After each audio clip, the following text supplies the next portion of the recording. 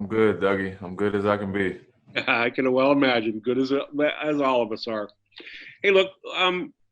What level of concern or trepidation did you have, or do you have about being in Florida, given all the numbers and the sort of rampant COVID-19 testing? And did you have to be convinced to go for even an extra 2 weeks? Pretty concerned. It sounded good, a month or two ago. Not so much right before we got ready to leave, but I think for the most part, I just put the trust in the organization and understand. I don't think that they would put us in extreme risk. Trust the NBA, so that's where my trust lies right now. Hopefully, they prove me right and not wrong, and I understand that, around the league, there have been some positive tests and they're trying to get ahead of that now. So once we were actually in the bubble, hopefully that everything will be okay. So I'm trying to be optimistic about it. It's not the most ideal situation, but it's kind of the times we're in. It hasn't been an ideal year for anybody. But as the father of two young children, there must have been some family concerns. And can you just walk us through the process of deciding?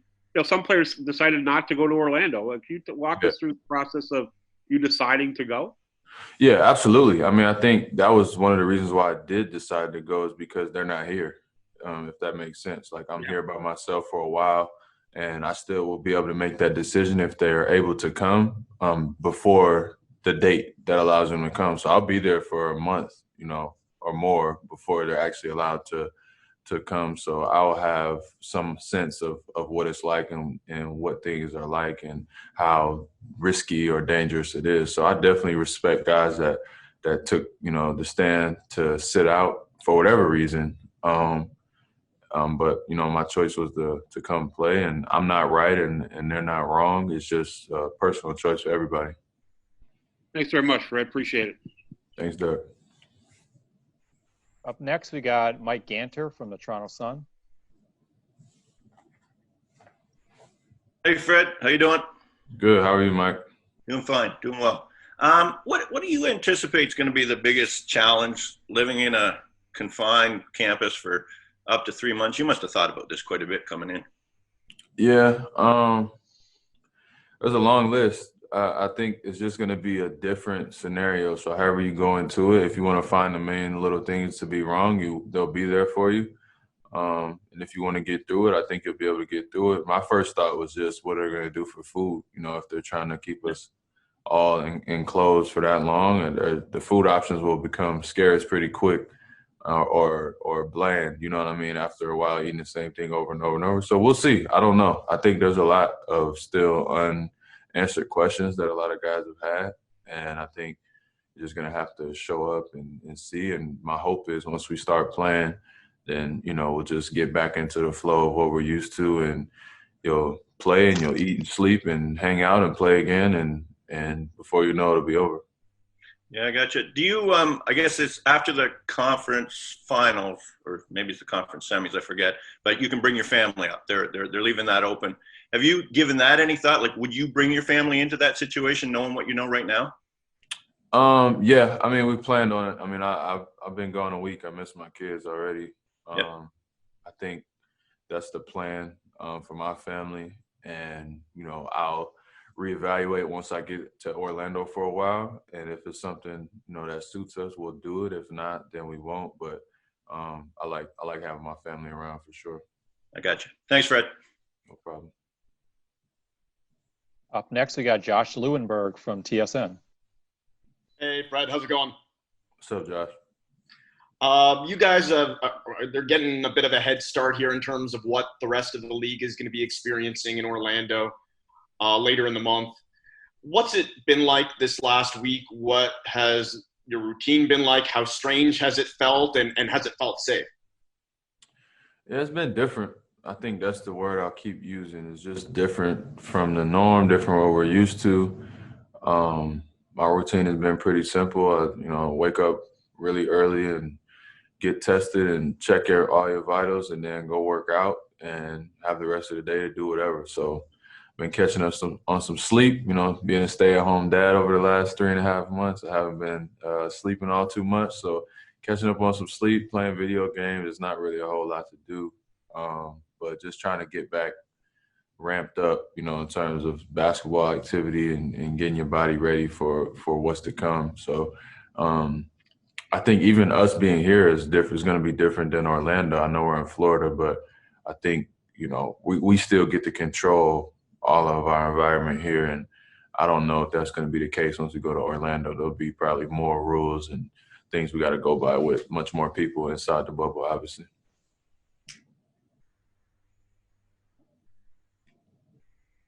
Good, Josh. All right, we got Stephen Lung from Sportsnet next. Hey, Fred, what's going on? What's up, bro? Obviously, in regards to like going with this entire situation, there's health and safety concerns, but there's also the matter of social and racial justice happening around the world. Masai Ujiri was just speaking to us earlier today, and you mentioned that you and Kyle were kind of key members, championing the cause around the league. Can you tell me like what exactly the message that you've been putting forth is? No, I can't tell you exactly what it is, but I think the sentiment for us is just, you know, to organize what we have here as a team, as a unit, as brothers that come together to organize. If we're going to be put on display as a unit, we have to organize and come up with some key points and you know, calls to action of what we believe in. I think overall, just making sure that it's not forgotten, it's not swept under the rug. We know basketball is a distraction naturally. That's just what it is. So going forward, how do we make sure that we're still, you know, being responsible and taking care of our responsibilities? So long story short, I think just pushing the organization to do more, pushing ourselves to do more, pushing our communities to do more. And we all have a lot of resources and we all have huge platforms. So just coming together and figuring out how we can put those things together. But yeah, I don't really want to bore you with all the details, but just I think all of us, the guys you mentioned, have worked up enough credit to just trust that we're doing the right thing and we're it's on our mind every day, and we're really doing work behind the scenes, not just for now because it's cool on social media to post Black Lives Matter, but something that's going to last for years and years to come and trying to make real change. And just a quick follow-up, like how difficult was that for you kind of to make the decision to go into the bubble and when this is happening around the world right now? Yeah, it sucks. It sucks, man. And it's terrible timing, but that's been 2020 for us. So I think, I mean, look, obviously we all know the right thing to do is to not play, to take a stand, to, you know, morally, yes, that makes sense. But life goes on. We're all young Black guys, and none of us want to give any money back. And I don't think that we should. And I think that money can be used in many different ways. And this is not going to end this summer regardless, or in these next couple of months. This issue, racial injustice, social injustice, police brutality, all of these things are not ending anytime soon. And so our fight is long term. And so that was part of my decision. But if the league or more of my guys would have came together and said we didn't want to play, I would have sat out as well. I wouldn't have fought it. But I think most of us decided to play, and it's something that we'll have to live with. But I trust that my heart's in the right place, and I'm doing enough to really make change. Thanks, Fred. Next, we got Eric Kareen from The Athletic. What's up, Fred? What's up, E? Not too much. Masai, I want to ask you a little bit more about the environment you're in now. Masai was saying that the hotel you're staying in opened up specifically for you, so I'm assuming you guys are the only people staying there. That sounds odd. What's it like to be the only people staying at a hotel, and what are your interactions like on a daily basis? It really was only weird the first day I got here. I think I was the first player here, so there was like 5 people in the hotel. So walking around an empty hotel for a while was weird. But now, I mean, you see familiar faces. It's nice to see everybody that we haven't seen in a while.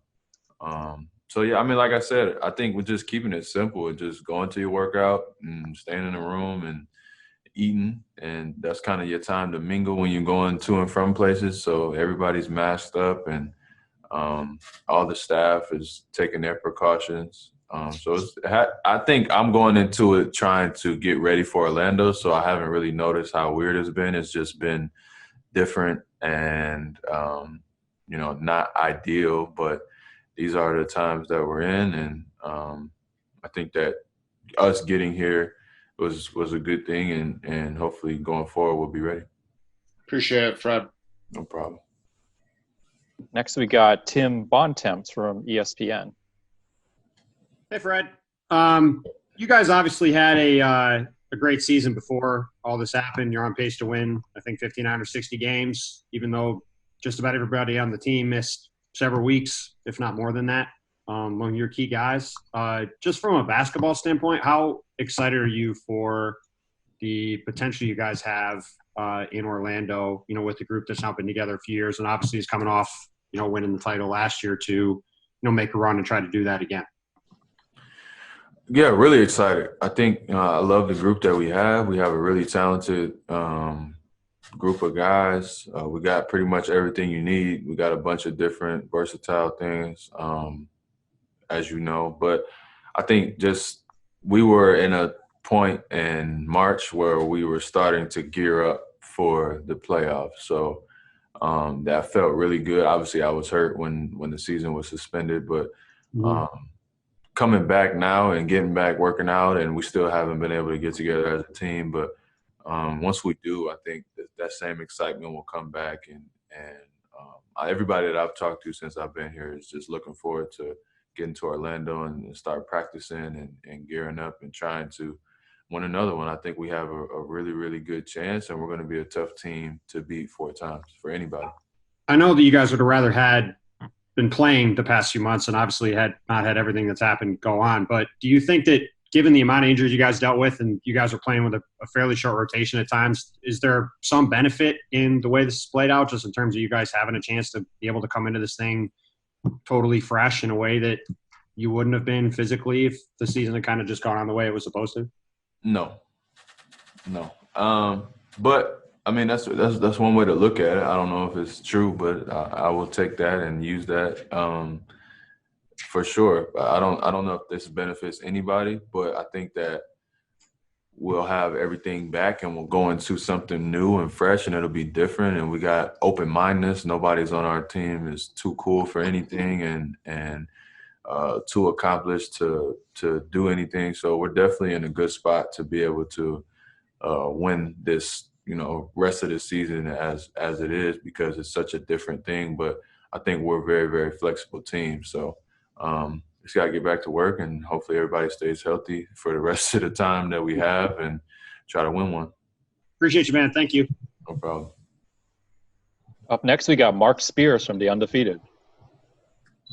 Hey, Fred, I recently talked to Chris Paul, and he talked about the jerseys that you guys are going to have and how you're going to be allowed to have a social justice message to it.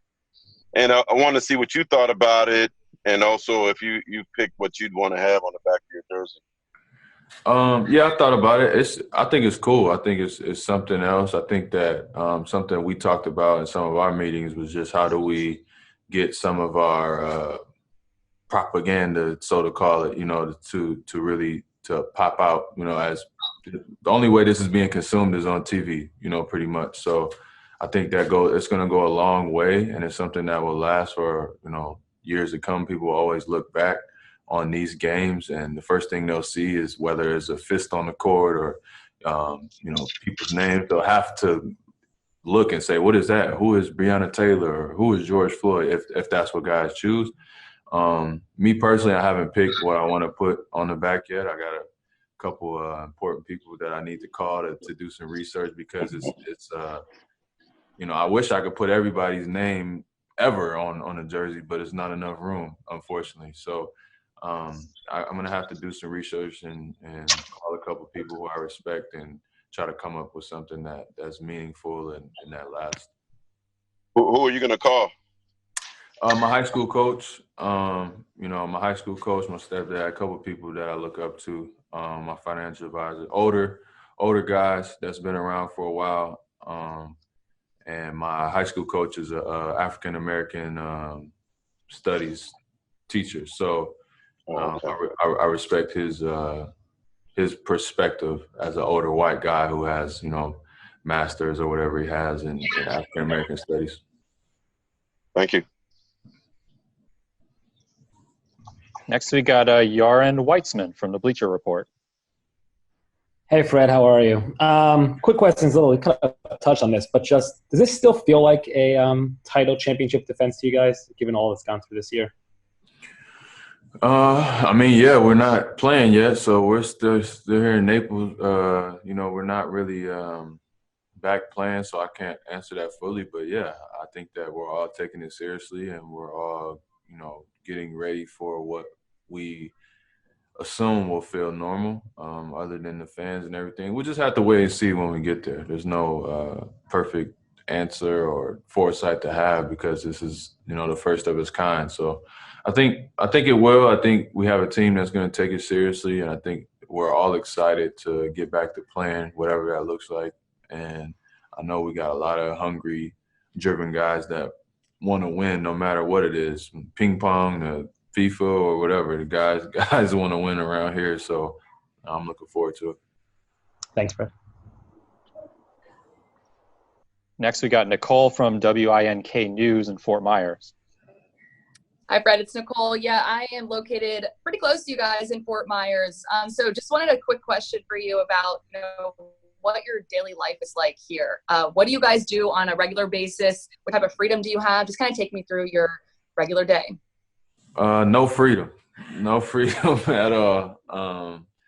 But yeah, for me, I think there's workouts staggered throughout the day. I'll wake up and work out. I'll come back. I'll eat, take a nap, get treatment or whatever, and then I kind of have the rest of the day because I'm working out so early. So, there's meals provided here. Obviously with the safety guidelines and everything. And I play video games, so I'm on the game for most of the day, FaceTiming my family, sleeping and trying to burn as much time as we can. But that's pretty much the gist of my routine. I don't know what other guys are doing when they're not working out, but try to take up a good chunk of your day with workouts and other obligations, and then relax however that suits you as a player.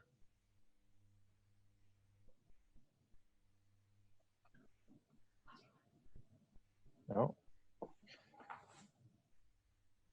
And last but not Okay. least today, All right, sounds good. We got Michael Grange from Sportsnet, who's going to finish us off today. Fred, how are you? Come on, man. Cut it, man. I'll cut mine when you cut yours. All right. The couple of questions. One, just following up on what you just said. Have you ever been through an experience like this in your professional college career where you're just so isolated and it's all basketball? It's kind of like a training camp, I guess, but this is going to be longer than anything like that. And two, have you allowed yourself to look at those 8 end of regular season games, and obviously some pretty serious seeding implications for you guys. So what do you think of those 8 games, and just building on what you were just talking about, how kind of strange it is to be all basketball 24/7 for 100 days or whatever it's going to be? I mean, right now it's only been a week, so it's not too crazy. Like training, like you said, training camp, whether we go out west to Vancouver or Victoria or whatever, like that's a good chunk of time where it's just hotel, gym. I think the difference is doing it for 3 months, right? It's gonna probably start to weigh on you a little bit. So I mean, as of now, I'm still fresh. I mean, talk to me in a couple of weeks, I might be more wary of the situation, but it's not terrible. I'm also try to be an optimistic guy, so I'm looking ahead. But as far as those 8 games, I think I mean, I'm going to assume we're going to play them all to win. We didn't really get the best luck of the draw. If you know, in comparison to other teams, we got a tough schedule. So there's going to be some time that we're going to have to ease into things and find our flow. 8 games is not really a great sample size to get hot or get cold or whatever. It's going to be up and down, I'm sure. But the biggest thing is I think we just start to find our rhythm, hopefully, and get out of those 8 games unscathed, health-wise, and then we'll gear up for whatever series we have to gear up for. We're going to have to beat great teams no matter what the situation is. There's no cupcakes getting in this thing. So it's going to be tough for anybody. But like I said, I think I like our chances. Thank you, Fred. No problem.